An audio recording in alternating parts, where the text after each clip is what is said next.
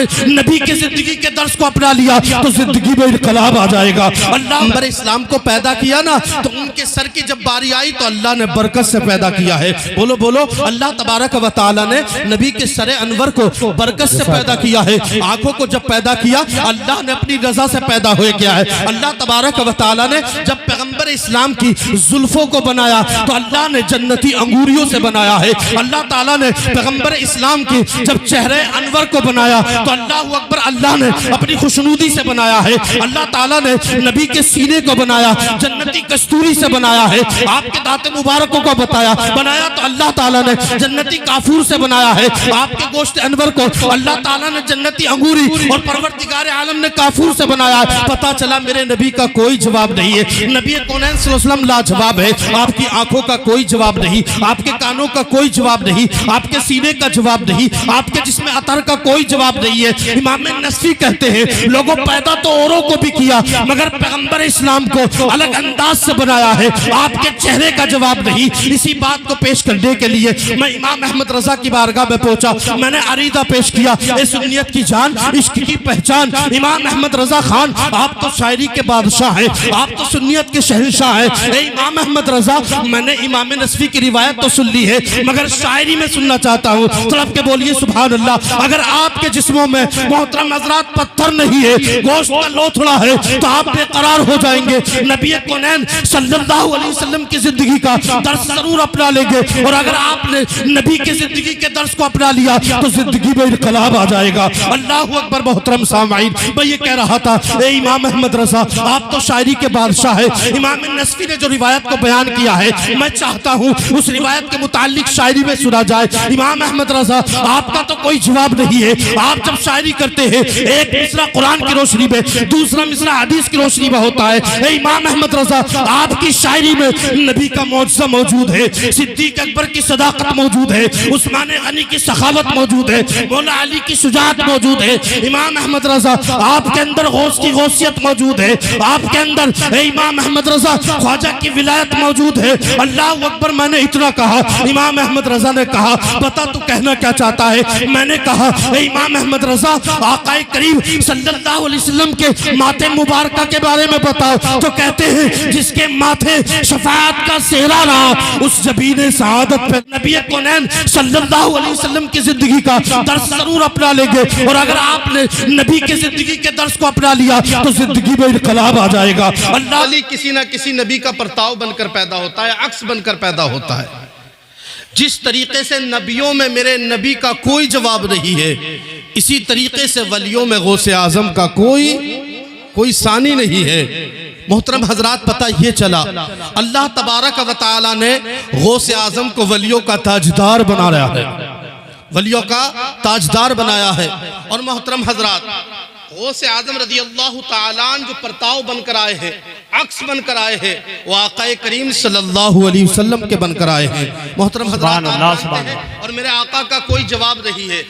नारे तकबीर, नारे रिसालत, उलमाए अहले सुन्नत, मसलके आला हजरत सैयद आलिमुल कादरी साहब किबला, शाकर तरन्नुम मद्दाह रसूल जुबैर हसानी साहब किबला, सैयद आलिमुल कादरी साहब किबला। नारे तकबीर, नारे रिसालत, उलमाए अहले सुन्नत, जश्न गौसुल बरा कॉन्फ्रेंस। नारे तकबीर, नारे रिसालत। बैठ जाइए आप सब हजरात, उलमाए कराम का दीदार कीजिए। आप मोहब्बतों के साथ सिमात। नारे तकबीर, नारे रिसालत, जश्न गौसुल बरा कॉन्फ्रेंस, मसलके आला हजरत सैयद आलिमुल कादरी साहिब जुबैर रजा हसानी। नारे तकबीर, नारे रिसालत।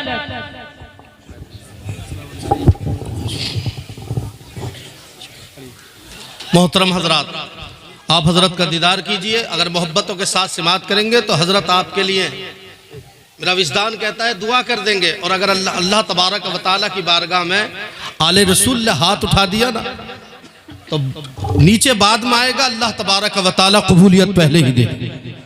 मैं ये कह रहा था गौसे आजम नबी कौनैन सल्लल्लाहु अलैहि वसल्लम के अक्स बनकर पैदा हुए। गौसे आजम को अल्लाह ताला ने वलियों का ताजदार बनाया है। मोहतरम हजरात, तकदीर की यूं तो बहुत सारी किस्में पेश की है, लेकिन 3 किस्में बहुत ही मारूफ हैं।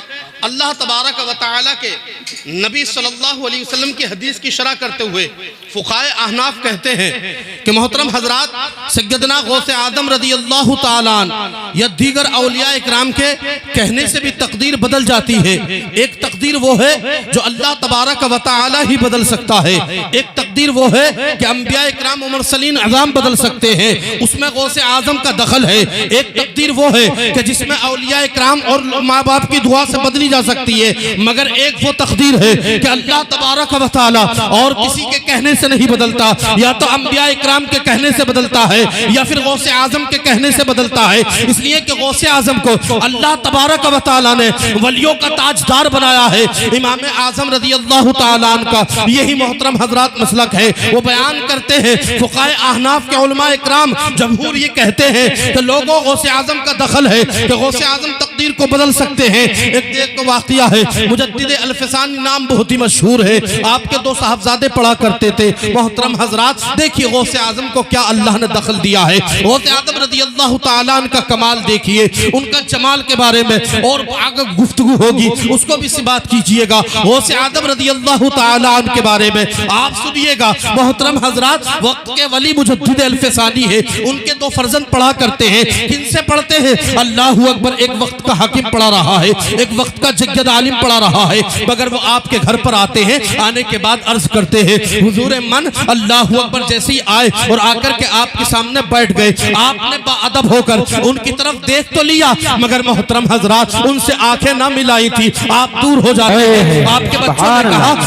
आपके बच्चों ने कहा ओ बाबा मुजद्दिद अल-फ़सानी, आपने हमारे उस्ताद से बात नहीं की, उनसे गुफ्तगू भी नहीं की है। तो उन्होंने कहा था, बेटे गुफ्तगू क्या करता, वो जहन्नमी है, मैं जन्नती हूँ, और जन्नती जहन्नमी से क्या बात करे। अल्लाहु अकबर। बाबा, अगर हमारा उस्ताद जहन्नमी है भी तो आप किसके बाबा हैं? आप हमारे बाबा हैं, आप उनके लिए दुआ कीजिएगा, अल्लाह तबारक व तआला उनको जन्नती बना दे। तो आप कहते हैं बेटे इस अरीज़े को मैं रात को गौसे आज़म की बारगाह में पेश करूंगा, की बारगाह में मैं पेश करूंगा। मोहतरम हजरात, दूसरे दिन को फिर वही आते हैं, आने के बाद जैसे ही बैठते हैं आप सीने से लगा लेते हैं। अल्लाहु अकबर। बच्चे पूछते हैं, ए बाबा ये कैसे हुआ, कल तो सीने से लगाने के लिए तैयार नहीं थे, आज कैसे सीने से लगा लिया? तो आपने कहा था बेटे रात मैंने अल्लाहु अकबर तुम्हारे कहने पर गौसे आज़म की बारगाह में ये आरती पेश करी थी, और इसलिए कि बेटे मैं तकदीर देख सकता हूँ,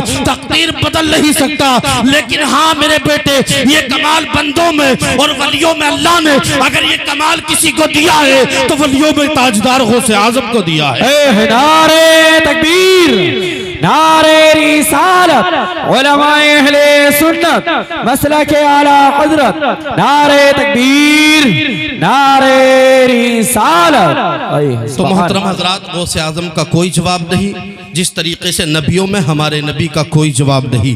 अल्लाह तबारक व तआला की बारगाह में दुआ है, बोला करीब मुझ नाचीज़ लाइल से कहने में कोई गलती हो गई हो तो रब्बे हकीकी माफ़ फरमाए। आपके जहन में ये बात आ रही होगी कि नबियों में हमारे नबी का क्यों जवाब नहीं।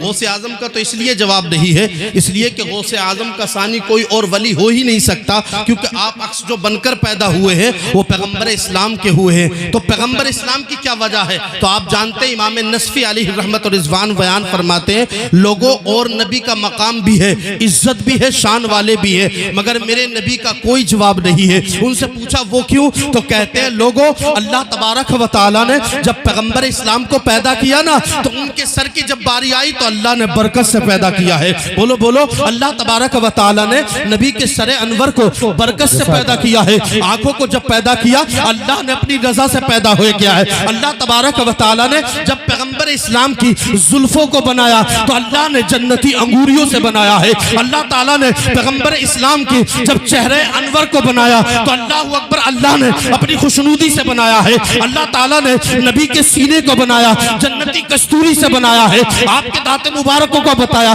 तो अल्लाह ताला ने जन्नती काफूर से बनाया है। आपके गोश्त अनवर को अल्लाह ताला ने जन्नती अंगूरी और परवरदिगार आलम ने काफूर से बनाया है। पता चला मेरे नबी का कोई जवाब नहीं है। नबी कौनैन सल्लल्लाहु अलैहि वसल्लम लाजवाब है।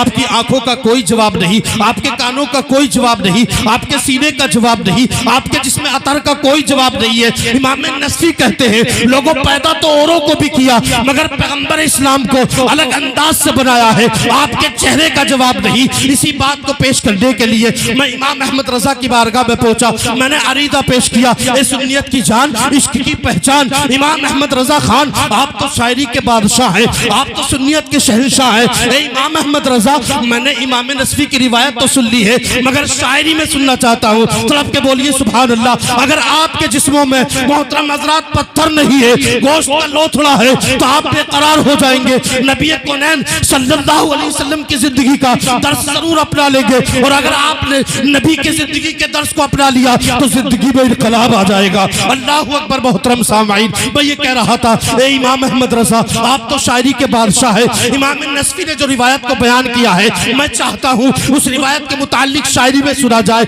इमाम अहमद रजा, आपका तो कोई जवाब नहीं है, आप जब शायरी करते हैं एक मिसरा कुरान की रोशनी में, दूसरा मिसरा हदीस की रोशनी में होता है। ए इमाम अहमद रजा, आपकी शायरी में नबी का मौजज़ा मौजूद है, सिद्दीक अकबर की सदाकत मौजूद है, उस्मान गनी की सखावत मौजूद है, मौला अली की शुजाअत मौजूद है। इमाम अहमद रजा, आपके अंदर गौस की गौसियत मौजूद है, आपके अंदर ए इमाम अहमद रजा ख्वाजा की विलायत मौजूद है। अल्लाह अकबर। मैंने इतना कहा, इमाम अहमद रजा ने कहा बता तू कहना क्या चाहता है। मैंने कहा ए इमाम अहमद रजा, आकाए करीम सल्लल्लाहु अलैहि वसल्लम के माथे मुबारक के बारे में बताओ। तो कहते हैं जिसके माथे शफाअत का सेहरा रहा उस जबीने सआदत पे लाखों सलाम। मैंने कहा ए इमाम अहमद रजा, आका की आंखों के बारे में बताओ। तो कहते हैं जिस तरफ उठ गई दम में दम आ गया उस निगाहे इनायत पे लाखों सलाम। ए इमाम अहमद रजा, नबी कौनैन सल्लल्लाहु अलैहि वसल्लम की मिल्कियत के बारे में बताओ। तो कहते हैं शहरे यारे इरम, ताजदारे हरम, नौ बहारे, शफाअत पे लाखों सलाम। ए इमाम अहमद रजा, आकाए करीम मैदान महशर में आएंगे तो उस मंजर को बयान करो। तो कहते हैं काश महशर में जब उनकी आमद हो, काश महशर में जब उन